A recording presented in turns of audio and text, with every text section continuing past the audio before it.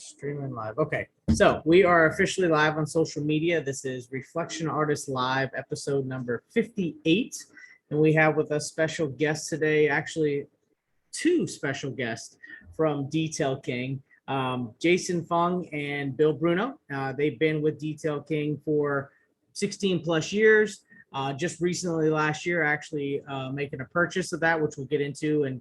And so you guys can see how the path of detailing could lead you into other opportunities, of course, but we want to thank them for taking the time out of their day to be on. Again, this is number 58 for those listening, and it is December 29th. So we are right between Christmas and New Year's. So this is a fun one. So thank you guys for being on. And I don't know who would like to start first, but, kind of give us your background and let us know how you got into this wonderful world of detailing and how it all got started for you. Sure. Thanks, Justin. Thank you for having us on here. My name's Jason. Like Justin said, I've been here since about 2006. Came on for an internship. I was going to school for marketing when I met Nick, who's the previous owner of Detail King. I met him while I was in school, and ended up coming on for a marketing internship. So I started writing articles, managing the blog, making videos, pretty much all aspects of marketing for Detail King. At that point, he didn't have anyone in the marketing department then. Then I started moving into a little bit more sales and doing kind of both sales and marketing for probably 5, 6, 7 years, something like that. And then by like 2012, 2013, pretty much went full-time with sales. We hired some other people on for marketing to make videos and do all the articles and blogs and all that. And been in sales ever since. Bill and I have been doing sales pretty much the same amount of time. Yeah. Bill came on right before me, but going into 2019, 2020, we started working with Nick on the acquisition of the chemical and supply side of our business, Detail King LP.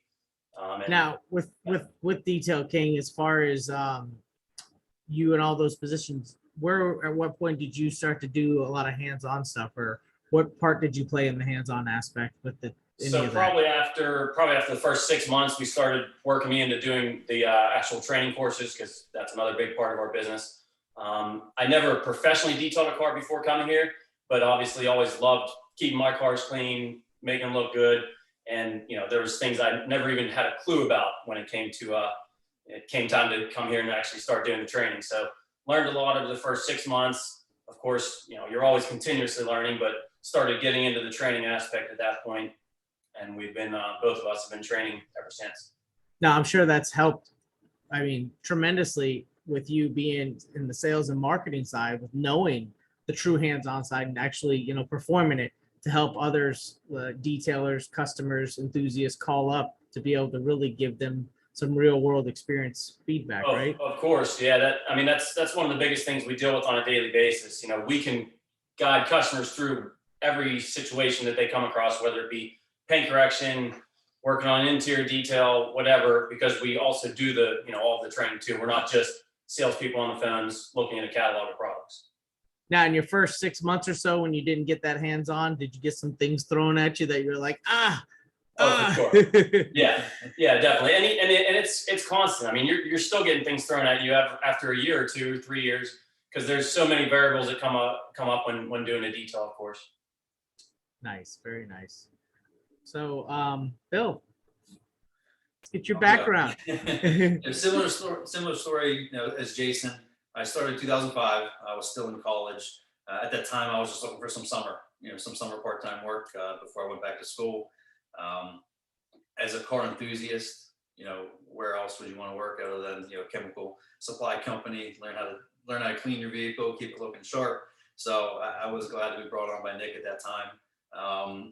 We were growing pretty quick at that time, so he kind of just threw me into sales, and I was learning on the fly.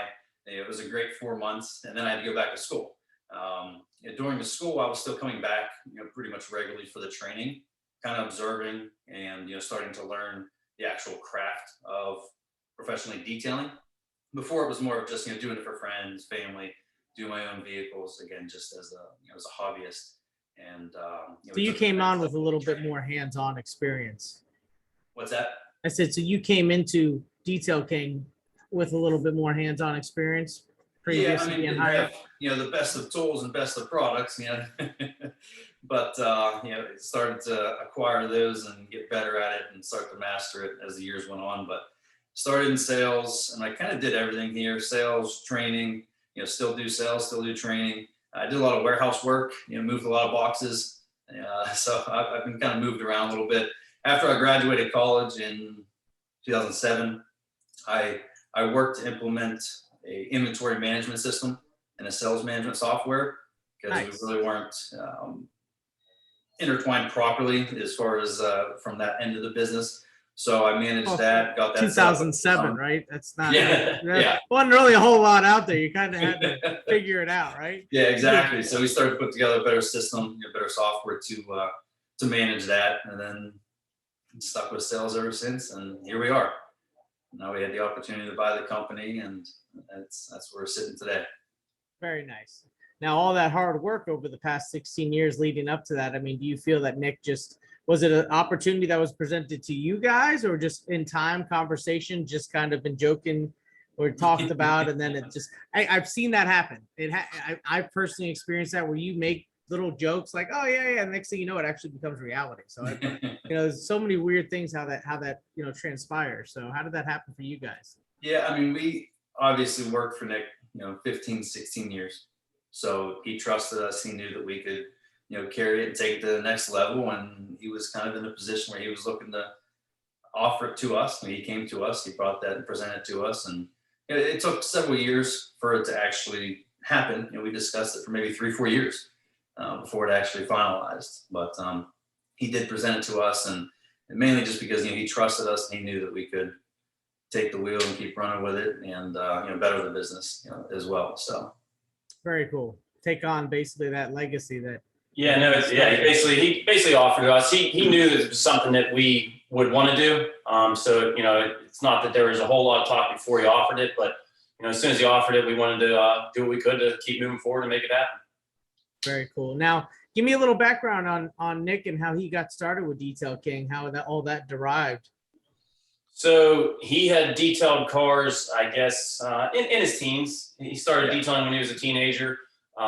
He always tells a story that he used to detail his mom's car because she was a real estate agent. So he always kept her car clean because she was taking people around showing houses. So that was probably his intro into it, and he did that for a while for buddies, for friends, for family, and then he saw an ad, I guess, in the paper for a business startup kit for detailing, and that was back in, I guess, the 90s. Maybe even late 80s, early 90s. And he said he bought some stuff, bought an extractor, bought some chemicals, and got set up in a little one-bay shop detailing out of a fixed location. Then he moved into larger buildings with several employees. I think at one time he had like 20 or so employees. Yeah. So he had a fairly decent sized operation. And then solely service based, or was he also retail?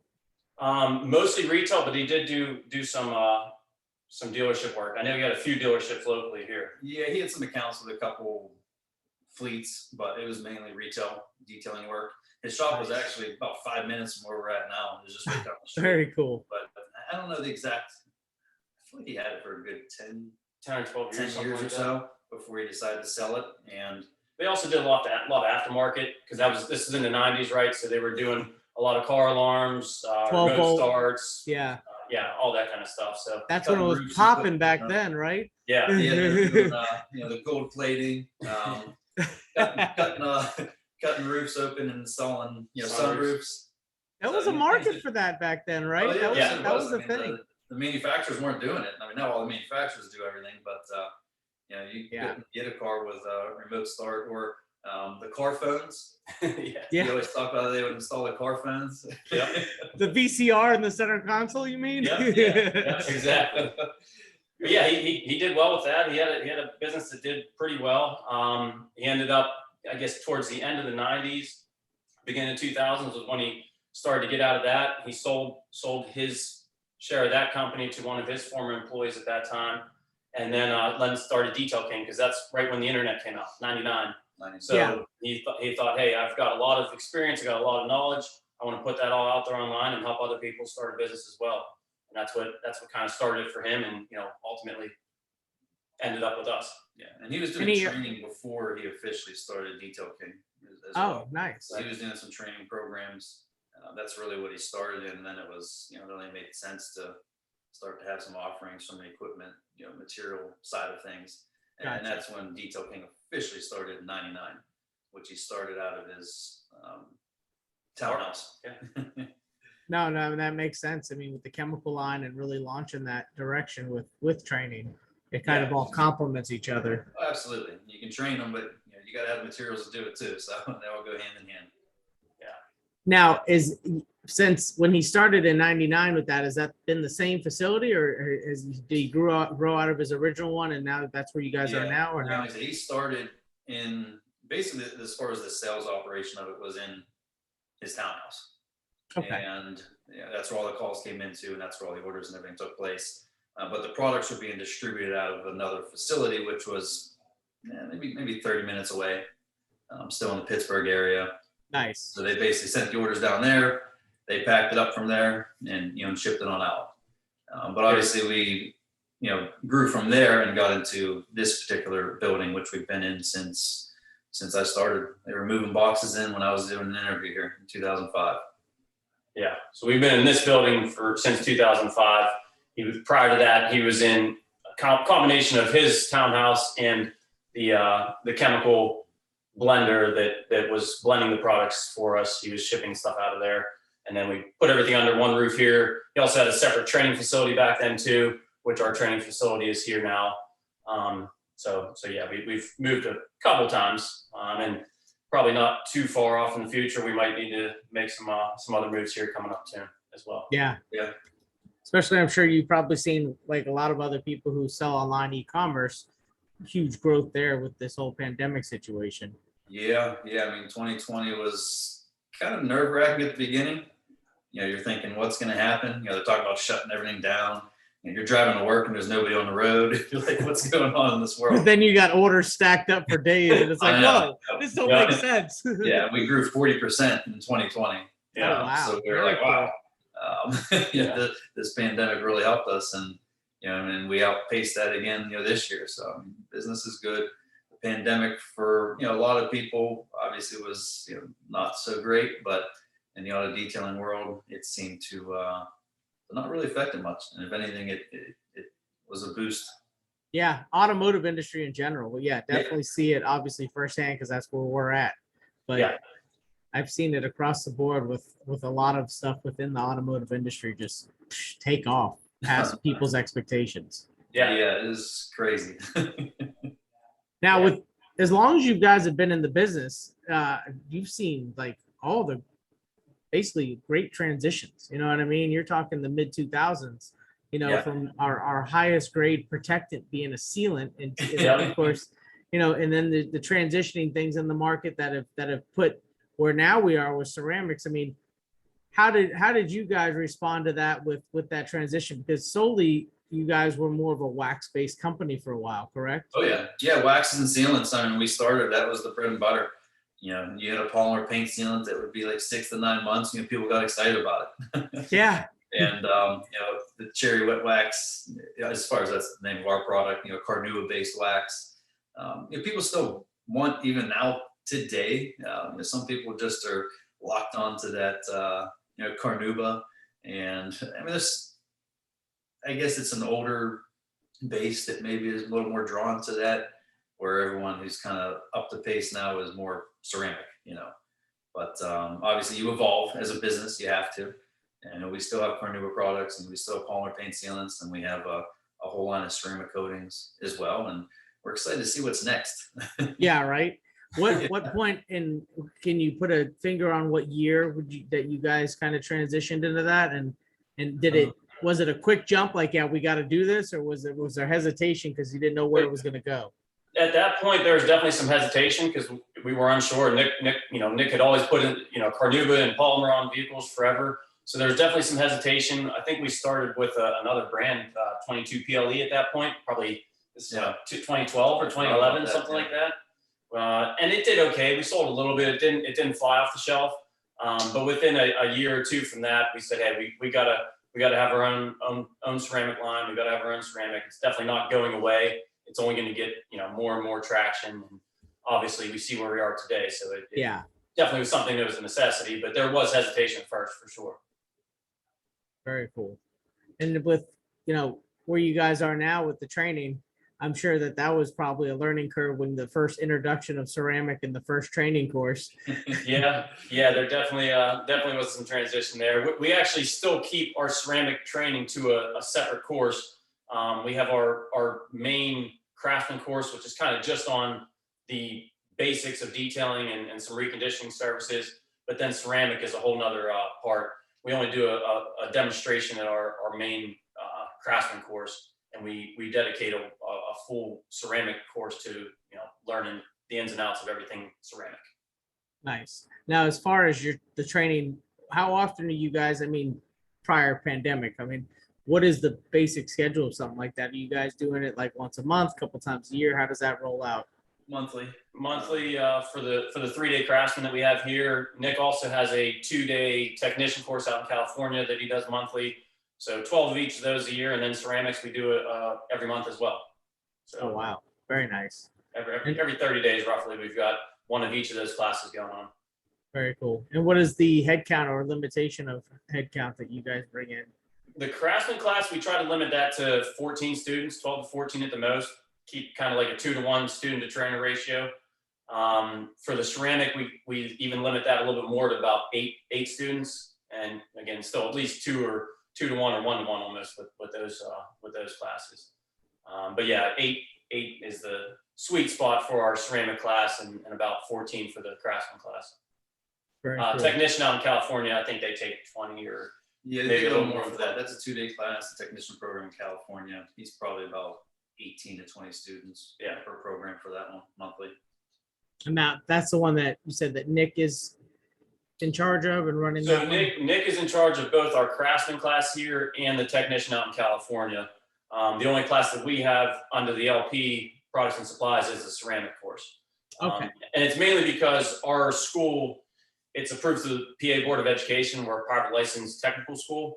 So the ceramic course hasn't gotten approved yet through the state to be rolled under that same Umbrella there. umbrella. Yeah. That's very cool. I like that.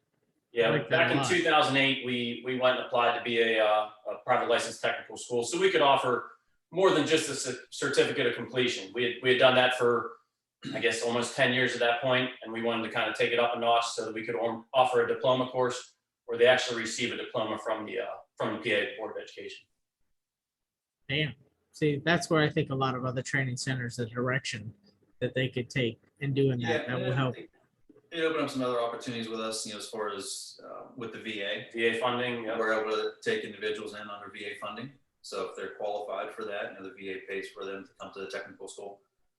So there's some other benefits to doing so to help other individuals out, especially within the VA. Wow. Yeah, that's awesome. Yeah, Yeah, that's something. Yeah. Now, are you guys involved with the IDA? I couldn't. We are, remember. yeah. Okay. Yeah, that's we're what I IDA thought. members. I've done the online testing, and I'm hoping in January to do the skills verified down at the Mobile Tech Expo. We haven't finished your testing yet. I'm in the process of doing it all. Yeah, so slowly but surely, we're going to get everyone here under the roof verified, so that all of our trainers are all certified through the IDA. Yeah. And I asked because that's something that, bringing that to the table, in the bigger picture for some of these other, training facilities and things like that could benefit from it. Now, every obviously state is different, but it wouldn't hurt for them to be, educated on that path that you guys took to do that, to see if that's something they could exercise in their state. And to be honest, the IDA reached out to Nick whenever they started doing their testing, and Nick actually created a lot of the test questions and the course materials for that, which we obviously tell students that we created a lot of that, and coming through the course helps prepare them for the IDA certification too.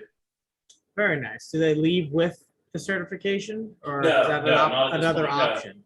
No, we just tell them that it will help prepare them for that, so they'll have a pretty good understanding of what they're going to be tested on once they do go through the IDA testing. Oh, nice. Kind of preps them out. Yeah. Very cool.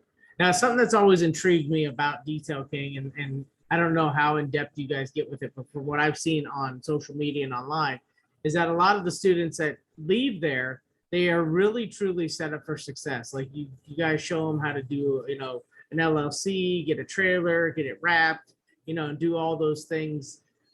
Is that a standard way of what your training offers? Is that an additional training course? Because that is unique and it's super cool to see that, because that helps set these guys up for success overall. Yeah, the first day of both of our courses, the technician and craftsman, is all business side. We go through permits, licenses, insurance, selling to customers, determining what their costs are and what to charge, pretty much everything, so they know what to do to be set up, legitimately and also be successful, from the permitting and licensing down to the sales and hands-on and everything.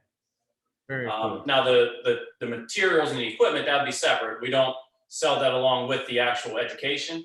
If they're going to get a trailer, if they're going to get a pressure washer, if they're going to get a whole startup kit, that's something completely separate. But obviously we train them on how to use all that stuff, and we offer the products to take home and go do it. Nice. Now, is there any kind of small incentive or any incentive at all if they go through training that they have with you guys after that? Yeah, we always work with our we always work with the students. We give them some incentives to help them out so they can get started on the right foot.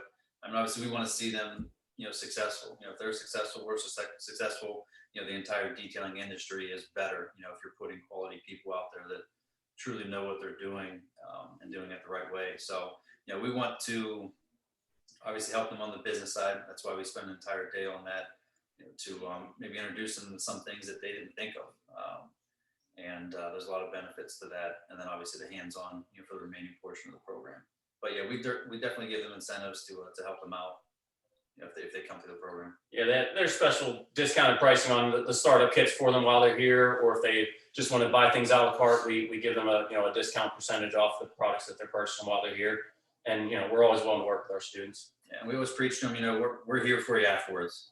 Yeah. Because you came to the program, you bought some supplies and left.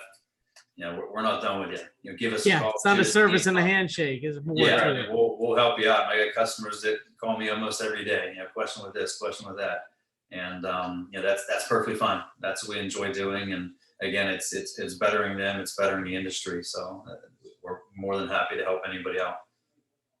No, when I was just getting into detailing in 2008 myself, I mean, that Detail King was on the radar for me, and I made quite a few purchases from the company online.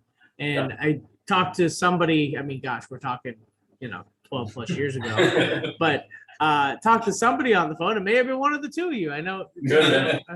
But yeah, every time I know the customer service was always stellar, dead on. Questions were always able to be asked. Yeah. So even for that time frame, before all the craziness of correction and coatings and the in-depth purist of detailing kind of things. Yeah. Now, as far as, the in-house and brand obviously being Detail King, do you guys offer and or sell any other brands outside of that with the chemicals? I know with the tools, obviously there's options there, but. Yeah, not too many at the moment. I mean, we've always kind of focused on our own line. Makes sense, yeah. Yeah, we offer a few. Lexol being one of them. We've had them forever. We've worked with Ragtop. There's been a handful through the years. The Jade, the Jade line, the purest Jade line of ceramic coatings. But for the bulk of it, it is our own brand.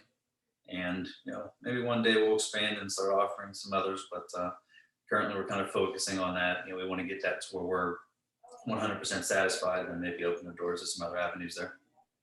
No, 100%. And that's where, detailers, when they get these chemicals, they're always like this, right? They always want to compare. Yeah. So how does that work with you guys in regards to, a detailer calling up, maybe went through your course, maybe didn't, but they're always trying to compare, other brands. And I'm sure you guys got a lot of insight on other brands, other chemistry, and how to compare that on pros and cons, correct? We do. We test out a lot of products. We have a lot of our trainers test a lot of products out. So we're pretty familiar with most of the things that are out there. Good deal. If we don't know, then we reach out to one of the trainers and someone that has experience with that product. If a customer has a specific question on, how one of our products might compare or might work, similarly or differently from. But there's always new stuff popping up. So, it's just a matter of, when we get to test out the next new thing. But we do, we're in constant contact with lots of our detailers, lots of our trainers, students, whatever it may be, on a regular basis for all that. That's neat because that makes you guys definitely a lot more well-rounded on the customer service side. Yeah, our customer service is what we've always prided ourselves on. We always offer customer service to anybody, and if we help you do better or help you get through a problem, it's only going to be better for everyone in our industry and also better for us as a brand. So we're always here to help people out if they have a situation they can't figure out how to correct. Very nice. Now, and I apologize if I didn't notice or see, but for this year with 2021, and SEMA not being that big, but at least it's still happening. Was there anything that you guys put out and or released that was kind of new to your lineup and that something new and exciting kind of thing? Nothing major. We've released a few new products, through the years, but there was no major launch of anything that we did, around that particular time frame. But through the year, and I guess in a handful of months that we've taken ownership, we've created some new products and filled in some voids, that needed to be taken care of, and also we're in the process of trying to streamline some things as well. We don't necessarily want to have 3 or 4 chemicals that essentially are kind of doing the same thing.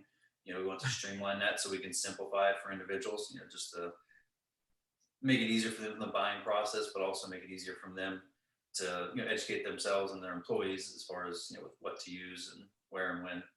Yeah, no, that's huge because I'll tell you, there's some places that offer 10 different soaps, right?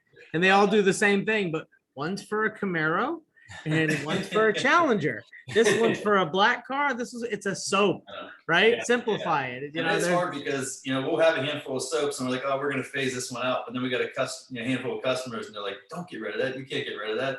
And we're like, oh, I guess we'll keep it. So it's like, what if I told you this other one is the same soap, but we just don't put that dye in it? Exactly. And then they're like, oh, dang. Yeah, and then you'll get customers who are going to those other brands that have 10 different options and want to know why we don't have a soap for their Challenger. So you got to play a balancing act and you got to pick and choose, what is enough but not too much and not overly complicated. Yeah, you don't want to make it more difficult than it needs to be. And I feel like that's kind of been a full circle thing, right? We got into where there was limited in regards to chemicals in the late 90s, early 2000s, and then it got into this big jump where there was a specialty product for everything, down to color and or brand of your vehicle. And then now we're backing off and we're back to simplifying it because we went through so many options and realized, oh, the end result is the end result, right? Yeah. Yep. Or you take 10 hours to do what you could have done in 3 because you were trying to figure out which one of those products got the right end result when they all got the same end result. Yeah. Now with your personal, experiences there and being there so long, I'll start with you, Jason. What is some of your personal favorite products with Detail King that you thoroughly enjoy using? So I'd say right now, probably our Blue Diamond, which is a polish and some sealant built in. It's a great one-step product for anyone from a novice up to a professional. If they just want to get a great high shine product with a little bit of protection left over, our Blue Diamond is probably one of my favorite. We also have a newer spray product called Gloss and Glide. It's like a spray detailer that has SiO2 properties in it, but it gives a real nice slick surface. Extremely hydrophobic. I'd say those 2 are probably my favorite 2 as of right now and over the past 5 years. Are those something you could use together? You could, yeah. So you would do the Blue Diamond on your vehicle maybe every 3 to 4 months, 3 to 6 months, and then use the Gloss and Glide every 2-3 washes or every wash, depending on how much you like spraying a express product on as you're drying. Very nice. Now with that Blue Diamond, that definitely falls into that all-in-one category, correct? Yeah. So adjustment based on condition of paint would be more or less your pad for the most Correct. part. Yeah. You can get different results based on the pad you're using, based on the the condition of the vehicle, of course. But it's not a heavy cutting product, but it'll definitely do some minor paint correction and give a nice finish. Very nice. Very nice. What about you, Bill? Our black cherry, which is a car wash soap, I've always loved it. But then everything turned into ceramic coatings, and I'm like, I can't use black cherry anymore. So black cherry, for your regular like maintenance washes for like your wax vehicles, sealants, etc. Great product. Like I said, I always loved that product. Through the years. Like I said, now that I put ceramic coating on everything, unfortunately, I can't use that one anymore. So our detox, it's a wash, specific for ceramic coatings. So that one's an excellent product. I really like that one. I like that name. That has a catch to it. That's cool. Yeah. And our super blue tire dressing, we've had that forever. I've always really enjoyed that particular product. And I guess I've tried that. That's a solid one. Yeah. Our Pro Gloss, the interior dressing, just because you can dilute it, you can really play with the ratio, which is going to affect, the gloss of it. So you can still get that nice clean look, but still properly condition those materials. So our Pro Gloss interior dressing, I guess that'd be my top three at the moment. Blue Diamond is one of them too, but Jason stole it before I could say it. Everyone likes that one. Now, speaking of interior dressings or even tire shine in general, just to kind of go off of from, you guys mentioned the products you like, but diving into that, we're seeing a lot of changes in the market for availability in raw material, and every manufacturer, don't care who you are kind of thing. Yeah.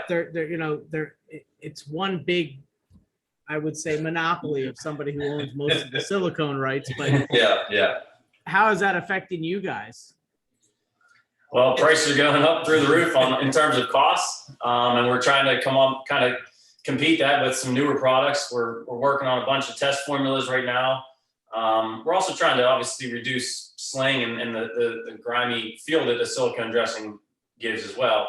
But mainly, it's just made things tough from a raw material standpoint to where the costs are and where they need to be to still be able to sell the dressing. Yeah, that's really where we're at. Now, I mean, because I've seen some companies having to actually discontinue because of the amount of that raw material in there. And I know that shouldn't be it for anybody, but unfortunately they're forced to, because you end up getting a gallon that once was say $50-$60, even though you could dilute it, and it goes up to $100. That's scary for a detailer, right? Yeah, that's the main thing, is just those price hikes on it. Like, so availability wise, we haven't seen much of an issue quite yet. But the price just keeps shooting through the roof. Yeah, you just get the invoice, you're like, what? This has been 30 days. 30 days. Yep. Yeah. It's like you said, I'm gonna start to price, some of those products just out of the market, so that's why Jason said, we're working on some redesign, some test formulas to counter that, with a product that hopefully it actually ends up being better and offer at a similar price. Yeah, we don't have the solution yet on that front, but we are working on it because the price increases are not slowing down. No, the fact that you're being proactive and innovative, those are the key things when those walls come up, right? Yeah. It's not necessarily being like, oh, how can we make this work with what we have? It's like, you know what? If this is going to happen, then we have to find a different avenue. Gotta go back to the drawing board. Yeah. A little bit, figure out something that, and in the process, like Bill said, hopefully make it better, but at least get it to somewhere that's reasonable for the customer to buy. Because obviously there's a threshold that just isn't worth it anymore at some point. Yeah, or you come out with a home run product and you could tell that raw material person to be like, you know what? Exactly. Never mind. You Right. keep raising those prices for others. I'll be over here with my own stuff I just came up with. Exactly. Yeah. Very cool. Very cool. You guys have a huge lineup, and from the time that you guys started to now, as far as with products and SKUs, how much of that has grown, would you say? 10 times at least. Yeah. We've added a lot of products, through the years. And like you said, when we started out, I think we had one car wash soap, and there was a point where we probably had 6. Yeah. And that's one SKU, that's one product. Everything else kind of had its own twin, version of as well, that was slightly different. So it went with, like you said, it went with the market. That's the way that things went. Yep. You know, and now, like you said, you mentioned before, everyone's kind of stepping back and trying to, you know, streamline that overall, you know, as far as item offerings. So that's kind of where we're at now. Just trying to, you know, make the products the best they possibly can be, and you know, not have multiples that are very similar to just to limit the confusion.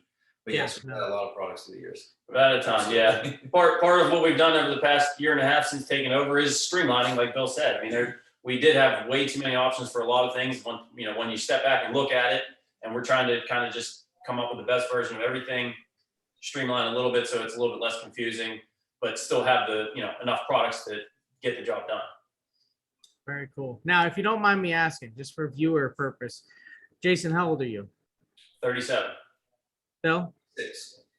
36? 36. Yep, 36. See, so, you know, those listening and watching, you know, that's for where you guys are at, from where you guys started. I mean, you guys were in your late teens, correct?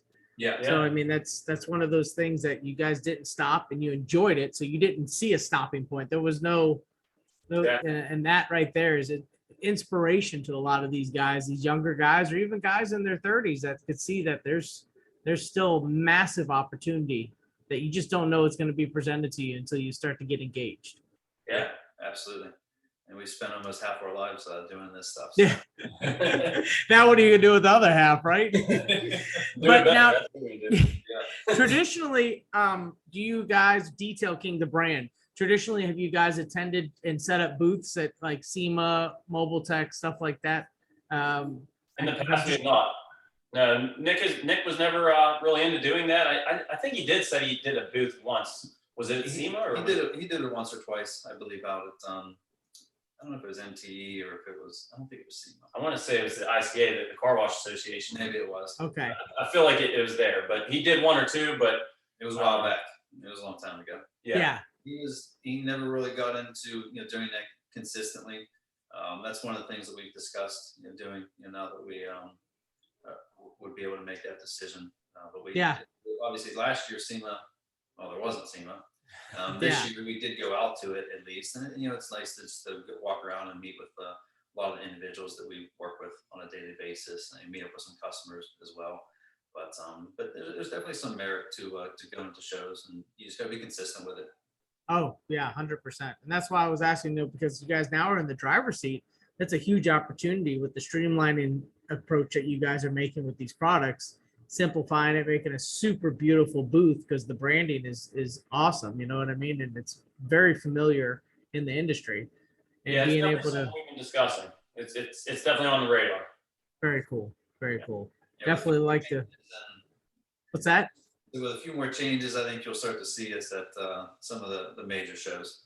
Unfortunately, Very so far cool. we've been dealing with the whole pandemic still, so most of these shows have been canceled or extremely limited. But we'll see what the next few years bring. Well, here in Florida, we're our own country when it comes to that. Like, it hasn't affected us. It has, but it's really like, I think it's based on the whole politics side of it. But outside of that, we're still going. Everybody's still going to work and doing their thing. And, you know, Yeah, some areas are a little bit more strict than others, but for the most part, in my travels, as I compare Florida to everywhere else that I've traveled in the past 2 years, some places are just super, super strict and not opening this and not opening that, limited to this, limited to that. I'm just like, well, this is not normal for me. I need to go home. Yeah, hopefully we can get back to some kind of normal soon. Absolutely. But Yeah. Everywhere, at least. Yeah, like I said, Well, in some areas it's wide open. In other areas, it seems like it's very restricted. You know, around here, we don't really have too many restrictions anymore. But you know, a year ago, obviously, that wasn't the case. You know, we had to get permission from our government, you know, just to stay open during it when it first started, and they did give us permission. So we actually never closed the doors for a day. and everybody inside wearing masks and that whole 9 yards of all those different things. Yeah. Yeah, of course. It's been a fun ride, you know, for the first year and a half of ownership. Like, oh, wait, now you take ownership here. Here's some extra stuff for you. yeah, exactly. Yeah. Now, from the responsibilities you had, obviously, to what you have now on your plate, definitely consuming a lot more of your time. Yeah, it definitely takes up more time. It's all for the better. I mean, the things that we're doing are changes that we feel are going to improve the company as a whole, and we're excited about them. So it's it's less work than excitement, but it is a lot of work. There's no doubt about that. You know, some longer days. You know, we don't always run out the door at 5 o'clock anymore. Do you feel that, I mean, I know that you guys probably had a great relationship with Nick, but now that nobody's really over you guys to say, and you're your own bosses, how does that feel? Good. It feels great. I mean, it's good to, you know, if you have an idea and you think it's going to work, you can try it out, you know. And Nick was always open and receptive. Yeah. So, you know, can't speak bad on that part, but it is definitely nice to be able to call your own shots. And Yeah. And that's the point, right? It's like, even though somebody's there and they're respected to everything you bring to the table, it's still something you have to go to somebody else about versus just Well, it's the pulling the funnel trigger. for them. Yeah. Ultimately, it ends or begins with them. You know what I mean? So now we can at least, you know, say, let's try this. All right, let's do it. A lot of times it's just that simple. Yeah. Very cool. And then as far as with all the employees, how many you guys have for what you guys operate? How many employees underneath you guys? We've got 10 full-time here that are beneath us. And we got a couple part-time people and then training staff, but full-time operations, we got 10 people here. Nice. Long-time employees? Most of them are, yeah. We ended up having to hire a new sales guy last year due to just the, you know, the increase in calls and whatnot. But the rest of the people that have been here, good 10, 12 years. A couple new faces, but not many. Yeah, for the most part, it's you know, pretty long-term seasoned group. Yeah. You know, as far as the core components, and we're gonna need some more help here soon. That's for sure. Oh, I take it with long-term employees like that, it's probably a very family-oriented environment, but not only just the family for Detail King, but, you know, knowing everybody's personal families and things of that nature that kind of create that full circle for you guys. Yeah, we're a pretty tight-knit group. We keep it pretty lean too. Everyone works super hard, so we can you know, compensate them the right way and keep it lean, and everyone works together extremely well here. We're very happy with everyone that's working here. That's awesome. So outside of this year, then going into 22, you guys are going to be, of course, attending Mobile Tech, correct? Both of you? I'm going to be there. Bill may or may not, but we also have a third business partner, Gary, that he might be coming with me instead. Okay. Yeah, two of us will be there, just a matter of which two. Now that's something that you're just going to be walking the show and doing some IDA based stuff, maybe. Yeah, to be honest, I've never been down to MT yet. I don't know if Nick even went. He might have went once, but he's never sent us down there before. So I'm anxious to get down there and check it out. We're gonna walk it this year and see how it goes. Are you going to be in early for Education Day that Thursday? Yeah. Very cool. Okay. Yeah. Very cool. It's worth it. I mean, the spot that they hold it at, the venue that they hold it at, is a beautiful location.